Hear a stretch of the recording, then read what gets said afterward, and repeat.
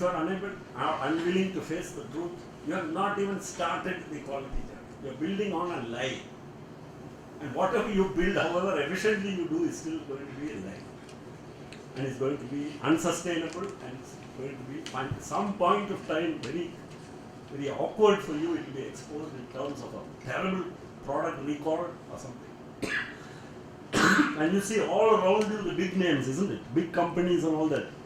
Recalling 500,000 this model and 500,000 that model. Companies which were once held up as paragons, and lying, cheating. Volkswagen, the Germans, and held up as huge paragons of this thing and all to us and all that. And they lied. They went to such an extent that they created a software which lied. The software lied. So my point is, all that will finally catch you somewhere. It's not worth it. We found, let's say, a lesson. Probably the grandmothers used to say, honesty is the best policy and all that. It sounds like something which you hear at church on a Sunday. That truly is the most practical advice which anybody can give a businessman. Our thinking and our behavior for many years, because of this highly discretionary era in which many of us started our business careers with all kinds of discretionary controls and all that, and whimsical bureaucratic controls and all. So most of our time was spent trying to sidestep and go through that minefield. That I think we stopped thinking straight. If you want to succeed in the global market, in today's emerging market, you must learn again to think straight. Think about the focus on those simple things like product quality, customer service, customer satisfaction. Can't fool any of those people. And just go about doing that job very well, and your business success will follow. A company run on such eccentric principles like this, which refuses to pay bribes, in one of the fields which is acknowledged to be one of the dirtiest fields in the country, which is what medical products marketing, where kickbacks of all kinds have to be given, etc. At various stages in the purchase process and all that. We end up having 45% national market share, a company whose products are exported to 52 countries. This is a fairy tale? It's not. And is this a story of only Terumo Penpal? No. Every other company which I mentioned operating in Kerala, those few companies, they all operate on these principles. They may not talk about it, that's all. I am talking about it today because it's time we brought all these things out. These are not some feel-good things or something to be heard on a Sunday sermon. That's what I'm trying to say. These make hard business sense.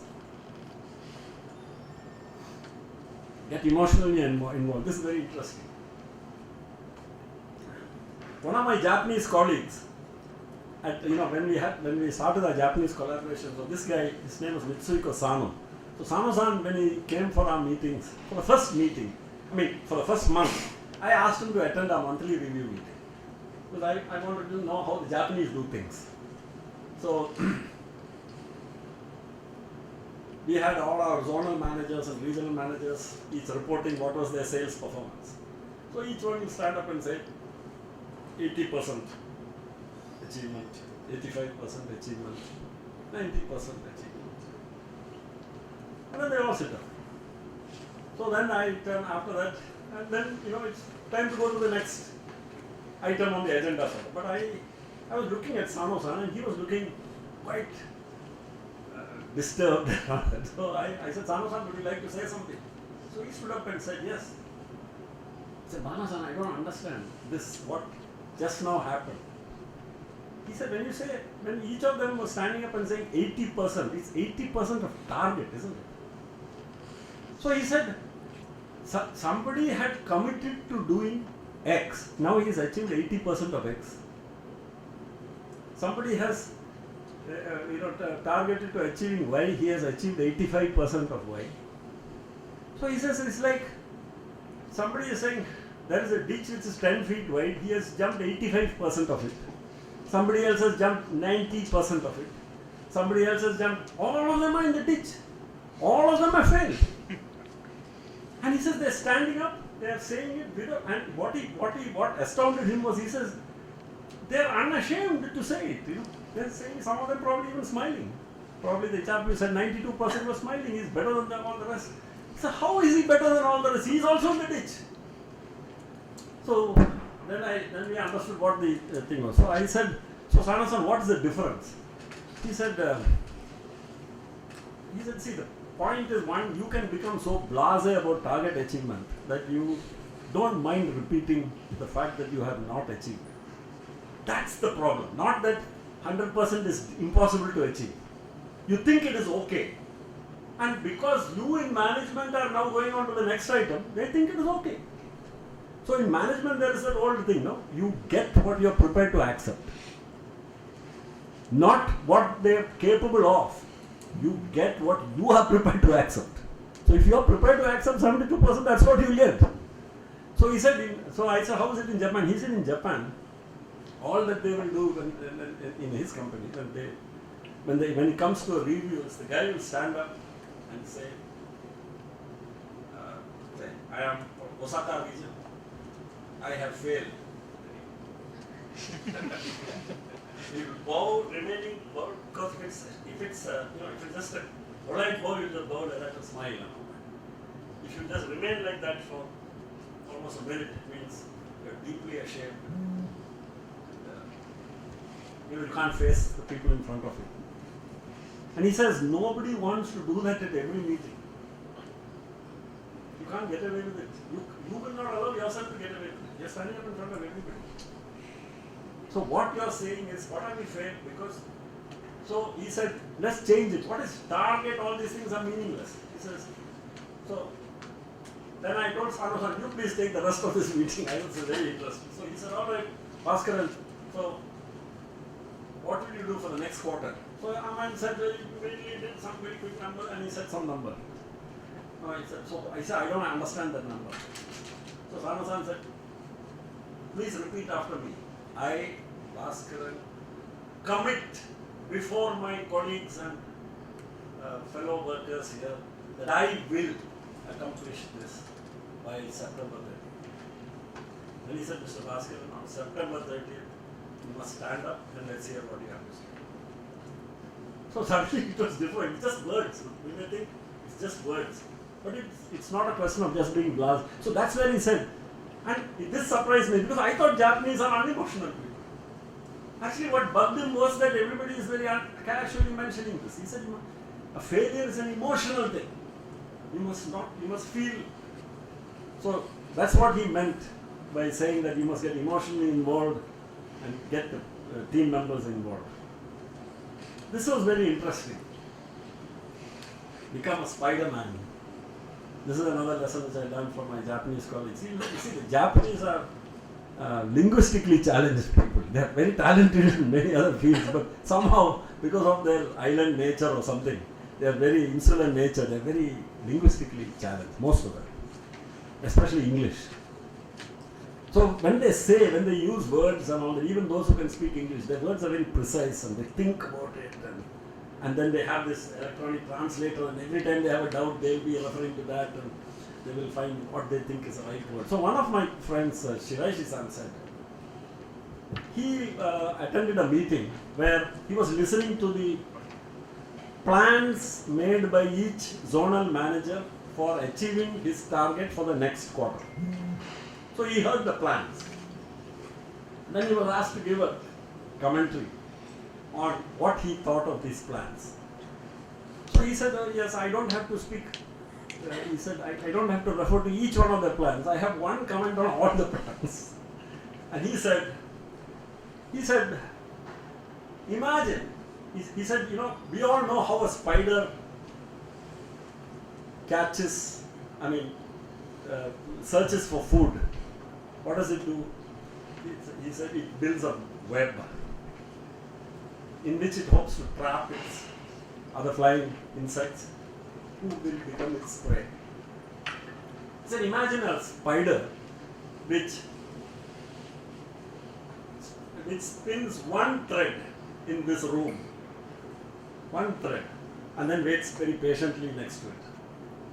What will happen to that spider?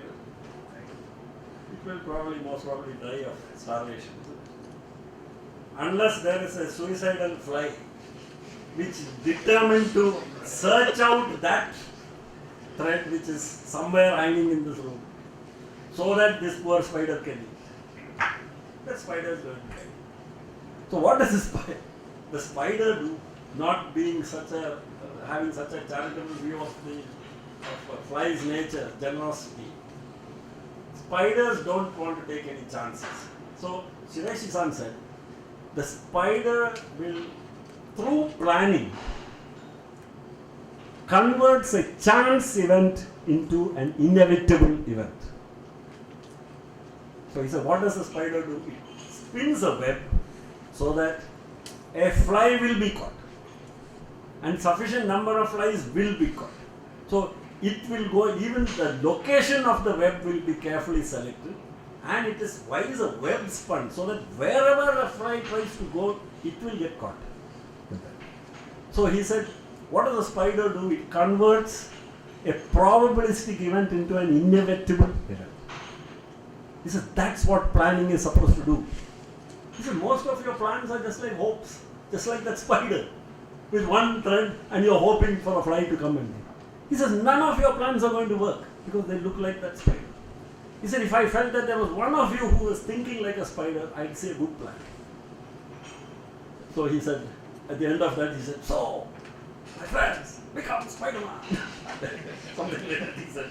But it was really powerful for me because I've read, and I'm not given to reading management books. One of the many defects which I have is I've got better things to do than read management books. So I haven't been, I haven't had the benefit of a management education either. But I don't think there is, I cannot imagine a clearer explanation of what is planning and why you should plan. And what is a bad plan and what is a good plan.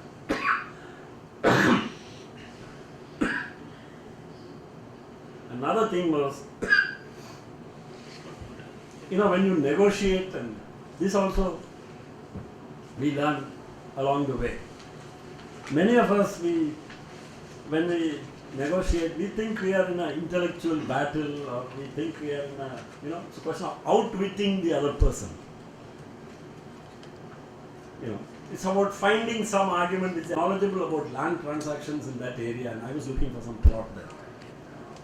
So I was sitting with him, let's call him Mr. Shah. So, and I just, he was getting some tea, we were waiting for a broker to come.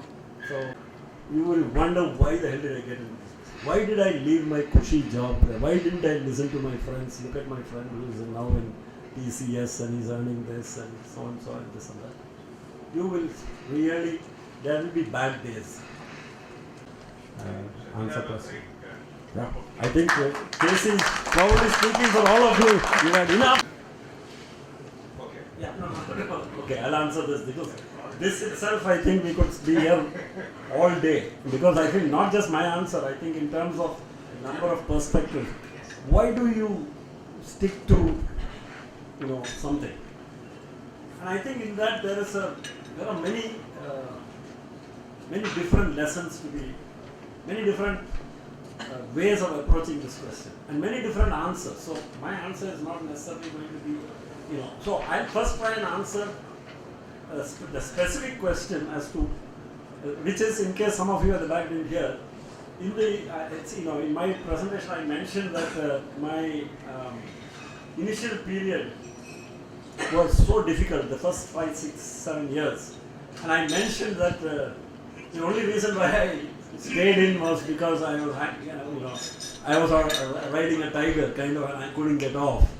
Now my good friend Kurian says that is probably, that couldn't be the entire truth, that there is something else. And what was that? Did you get the question? So what kept me going? And I had made a couple of observations also, that one of the problems I'm finding nowadays is that young people are not willing to stay the course. They give up too fast, give up too early. So in that context, I'd like to try to answer, first the honest answer about in my particular case. It was the truth, Kurian. I at that time didn't have any option. I couldn't walk away from it because I was up to my eyeballs in debt. I had, I had really no money. I started out a project in such a situation, and project was in deep trouble on various fronts. There was a technology problem, there was a marketing problem, there was import policy issues, and it was like a pot which was leaking in so many places. By the time I fixed one leak here, it started leaking somewhere else. So it was happening. And I'm sure it is familiar to others and businesses in that situation. Everything seems to be going wrong. And quite honestly, there were, at that time, if somebody had come and said, Bala, I will offer, I'm telling you this without exaggeration, if somebody had come and said, I'll offer you 1 rupee for the company. And because my balance sheet was so bad that 1 rupee would have been a phenomenal offer if they could take everything, including if they take over the company fully with liabilities. So that's, I didn't leave, I stayed in because I had really no choice, no options. Now let me just try to elaborate. This may not sound very impressive, isn't it? Because it doesn't seem to be a great reason. I wish I could give something else, but I have to say the truth. This was the truth. But I am in fairly good company. The founders of Google, Sergey Brin and the other guy, Larry Page, or whoever it is, that company, which is the most valuable company in the world today, when it was successful, when they felt that it was successful, they offered it for $1 million. And there were no buyers, no takers. I don't know how many people will be kicking themselves for not having paid $1 million. So, and this is the truth. They offered it, they tried their best to sell it, they failed, and the poor fellows are left with a company which is worth $582 billion. That's the truth. That's the real story. But what will come in the management books which you and I, which in airports, book stands and all that, how these two geniuses knew that their company is going to be worth. They knew all along that they are building a $582 billion company. Bullshit. They didn't know anything of the kind. None of these fellows building these billion-dollar companies ever knew they were building it. That part of it happened by serendipity, I'm telling you. Otherwise, we'll just try to sell it for $1 million when it was making money. So my point is, my company, at that time when it was doing so badly, if somebody had offered me 1 rupee, the honest truth is I would have sold. Now, that's a hypothetical answer, because now I have the benefit of looking back. What I can tell you is what actually happened. So, the only thing which I have in common with this Larry Page and Sergey Brin is I too tried to sell my company at one point of time later for 1 crore. And the best counter offer which I got from the most potential buyer at that time, doesn't matter who that was 50 lakhs in cash and 50 lakhs in stocks of another company. I was seriously tempted, and it's only because at the crucial time I went and discussed this proposal with somebody who could read a balance sheet better than me. He said, Balagopal, are you out of your mind to sell this company for this price? Don't do it. You're bottomed out the J curve, you're coming out, your books are looking good. Look at the last 3 years, your CAGR and all that. And you should be plain sailing in the years to come. Your problems are something else, working capital and various other things. So don't sell your company. I tried to sell my company. So what I am talking about is a very interesting phenomenon which Daniel Kahneman and others call the narrative fallacy.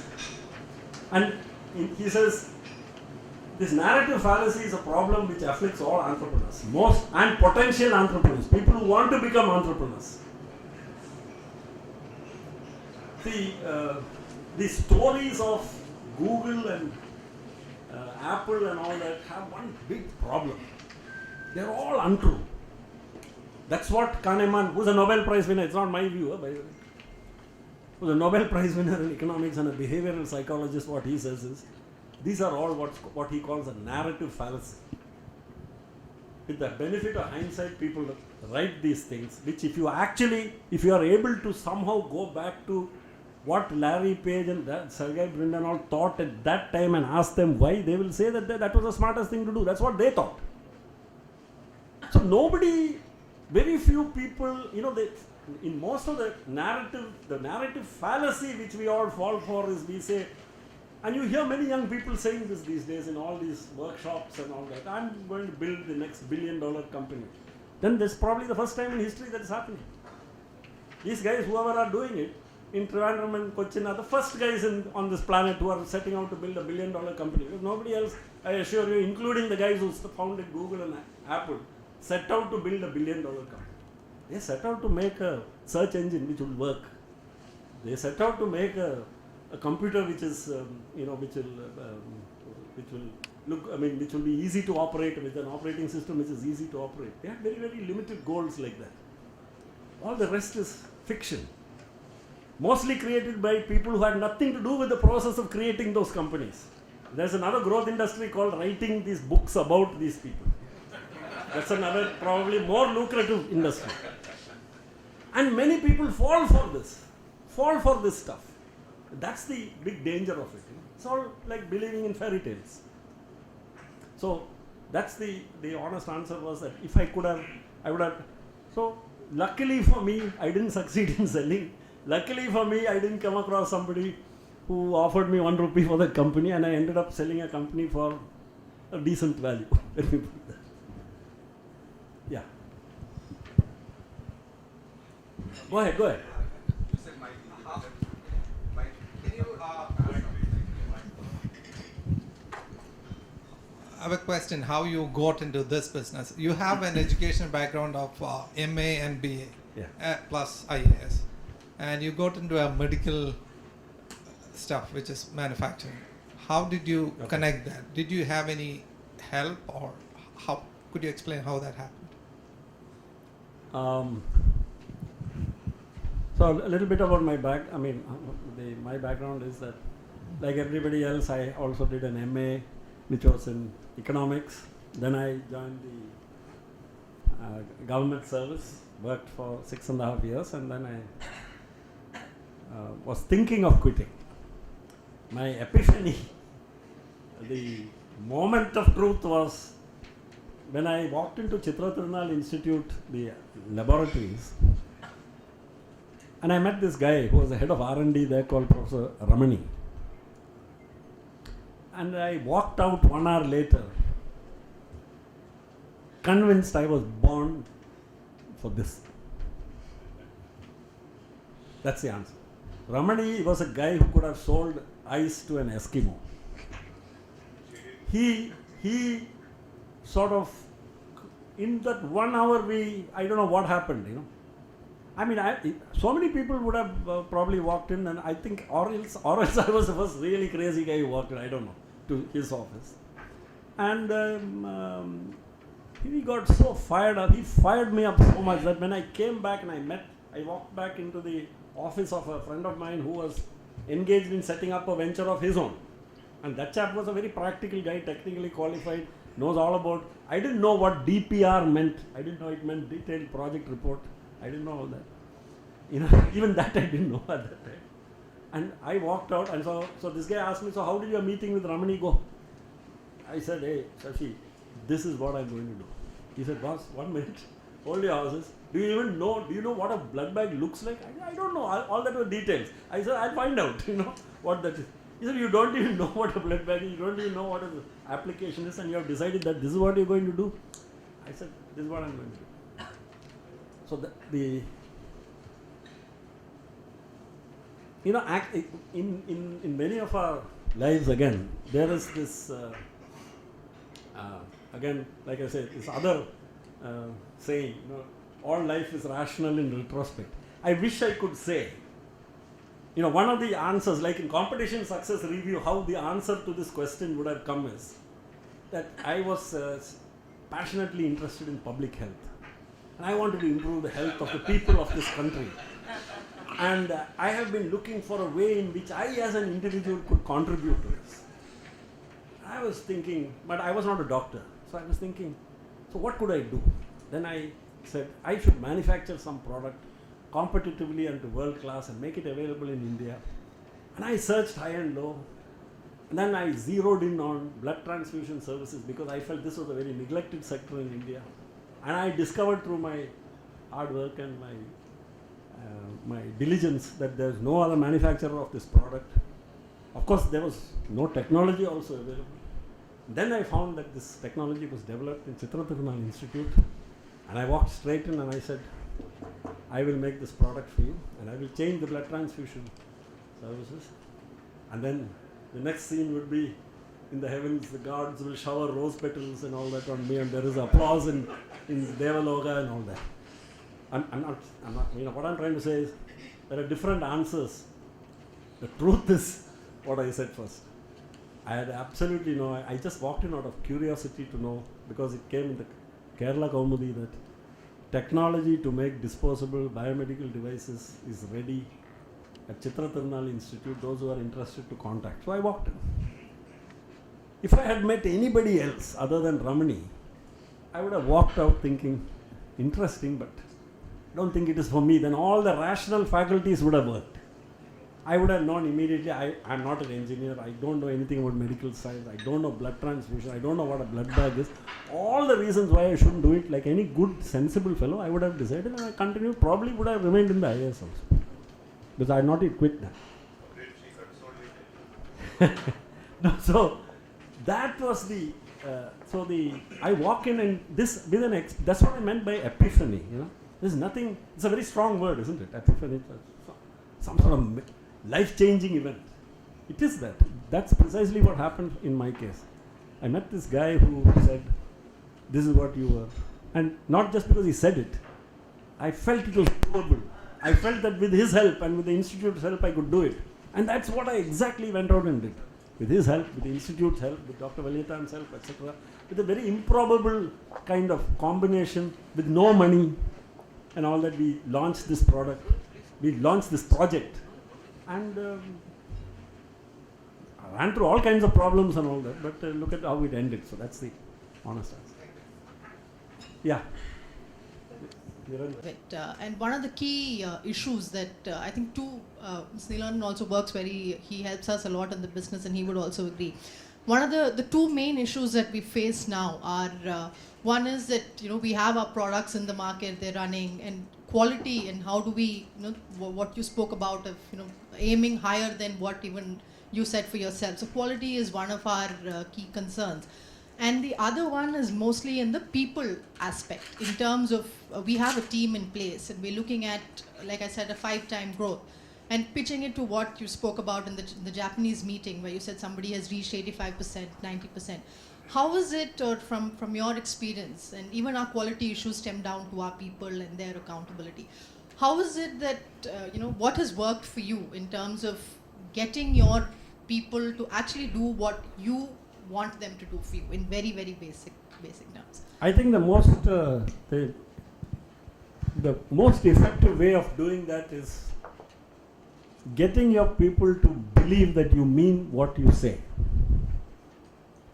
See, you say quality is most important.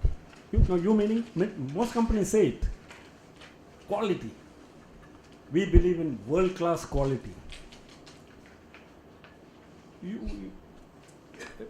The people working in some company X, they know you're not buying world-class components. They know that you're looking for the cheapest component. You're looking for a deal. They know that you don't mind that if a consignment of components which has come, if it is defective, if the supplier says, I'll take it back and rework it and give it back to you, sir, they know that you're okay with that. So your slogan is not what communicates. So what I'm trying to get at is, what many managements and all that see as challenges and something wrong with the people is actually something wrong with us. Either we haven't communicated our message clearly enough and unambiguously enough. And it's mostly they are watching us. We are in a, the owners or the boss, whoever it is, are in a glass cage. You are under 360-degree scrutiny. Because people are watching everything you do. Not that they don't have anything better to do. They're looking up to you. That's what you would do to any boss, isn't it? To any leader, people like to be led. They want leadership. Everybody wants. You want it, I want it, all of us want it. We want our prime minister or whoever it is, our chief ministers, and all to lead us. That's what they're there for. So everybody wants it. How unambiguously or clearly are the messages being sent to us? If you're saying one thing and you're operating in one way. So what I'm trying to say is, it's the stories out of which the real communication happens. The little stories which later become, if the company succeeds, they become the legends on which the company is built. The legend about a company is built by these small stories, which management cannot implant or instigate. These start at the grassroots level. I cannot tell those people at that level, you must please spread these stories. These stories come on their own. They rise spontaneously.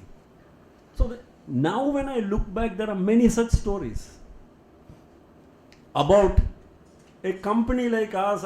When in the first 5 to 6 months of our existence, we shipped out about 70,000 pieces of blood bags, 70,000 packets.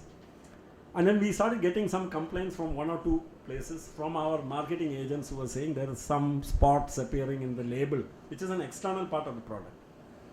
So we said, recall those products. Then our marketing agents who had also invested in our company at that stage, they said, hey Bala, let's hold our horses, because this seems to be fairly widespread. So even as I was hearing that on the phone, I was having a sinking feeling. Like I said, I have my closeness to Mr. Murphy and his iron law was so great that I thought, good God, don't tell me this is happening. And when we finally heard about what we had to recall we had to recall everything.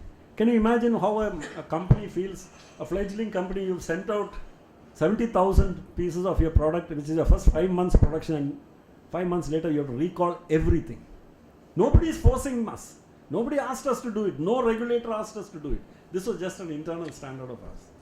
So the legends of the company were built, the messages with, and this was, I didn't even know. I thought the company, with that, I thought our story is over. So I was not building a legend for 20 years later. That looks good in my obituary or something. No, it doesn't look good at that time, isn't it? That time it is disastrous. People are thinking, am I out of my mind? Why can't I take the bag and open the packet and just wipe those spots off and reseal it and send it back? That's what we do. That's what we call jugad, in India. Rework it. And give it a little bit of polish and malish and send it back. They said, no, we'll take it back. We recalled it, we paid back the money to all the distributors and all that, and we destroyed the products. Though there was no law, no nothing on that. This was just our internal standard quality bar. Now, this left obviously it left a mark, because these are the stories so I didn't have to put in brass letters anywhere what the quality policy of the company was. People knew what it was. So when anybody in the management in our company said, vote for quality, this has gone down the line. And only then can you really say your quality mission is successful, is went down the line, unobserved by you, unobserved by anybody. If an ordinary operator takes a decision which he knows is going to lead to an increase in wastage and therefore increase in loss for the company, but it means upholding the quality policy of the company, then you have succeeded. No other way to achieve world class. There is no machine, people mostly think technology like quality, everything. Quality is something which is embedded in some technology, that there is some super duper machine which will produce only 100% defect free products. Just to give you, there is an apocryphal story about a Japanese, why I'm saying it's all in the mind, it's not the technology. And the Japanese are the only ones who really have understood that. One Japanese company was negotiating with an American company for some product. The Americans, I mean, the negotiation was deadlocked on the fact that about the wastage, about the rejection percentage. The Americans were adamant 3% rejection, not 1 point less will they accept. Meaning not anything more, will not be accepted. 3%. Japanese were fighting tooth and nail about the 3%. The Americans dug their heels in. Finally, Japanese reluctantly agreed because they wanted the order. They agreed. When they shipped the product, they shipped the 97%